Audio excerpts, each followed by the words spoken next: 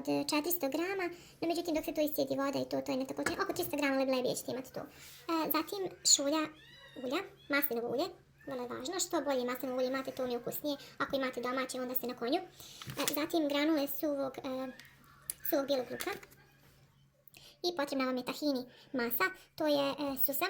To je od susama napravljena krema. Uzmete jednu teglicu i ona vam jako dugo traje, znači možete da napravite mnogo porcija od jedne teglice jer se stavlja po jedna supina kašika.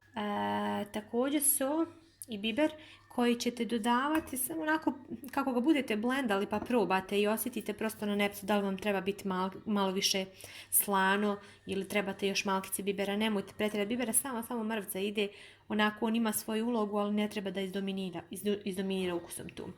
I ono što sam još pripremila je limunov sok ovdje.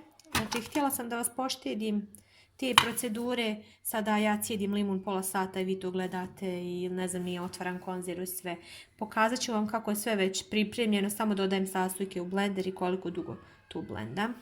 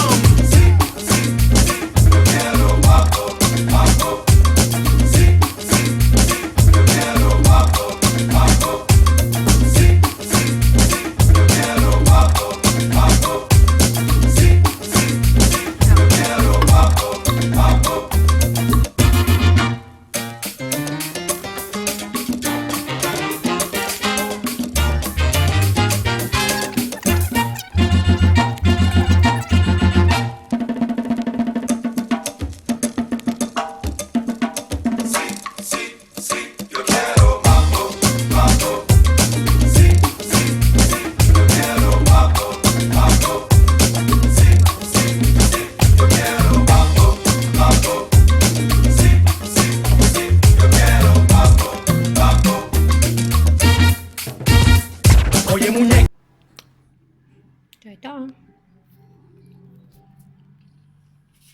Ovo je zelenije sa pestom, kurkuma, paprika, aliva i ovo je obični. Možete umagati ove štapiće sa povrćem razne i najljepši je sa paradajzom.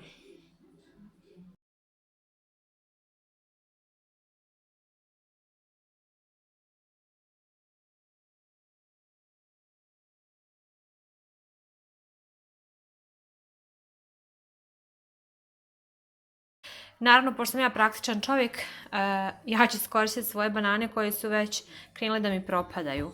Ali one unutra su dobre. Ću vam pokazati. Ne bi da su unutra gnjile, znači ovaj vrh ću da skinem definitivno. Malo je nezgodno jednom rukom. No, međutim, ovdje su savršene. Tako da ću ih iskoristiti. Ja ne volim da bacam hranu. Kad imam trulu jabuku, uvijek iskružim trulo, pojede se. Banane zgnječite viljuškom. Ja sam probala da umutim mikserom, no međutim pusti toliko tečnosti i onda je nemoguće to umutiti. Treba mi 3 kg plazme da bi se to stiglo. Mi plazme kupujemo na tone. Znači imamo u veliku kutiju, a sad iz nje ću izvaditi kesice 2 da vidim koliko će mi trebati.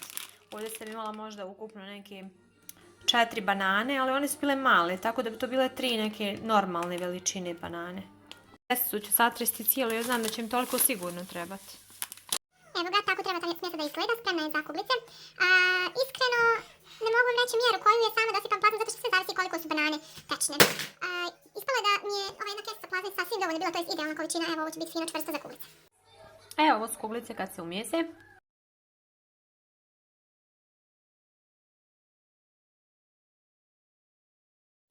Evo ih, kuglice su uvaljane. Pa zar mogu biti bolje neke kuglice sa kilogram margarina? Prekriti folijom i staviti u zamrzivač da se stegnu. Znači ne da se zamrznu, nego samo da se stegnu.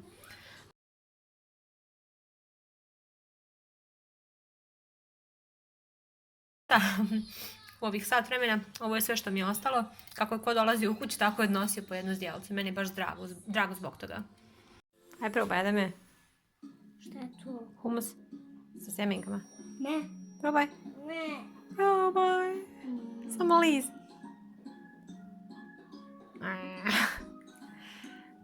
Lijepo. Ja. Ti. Ti si. Aj.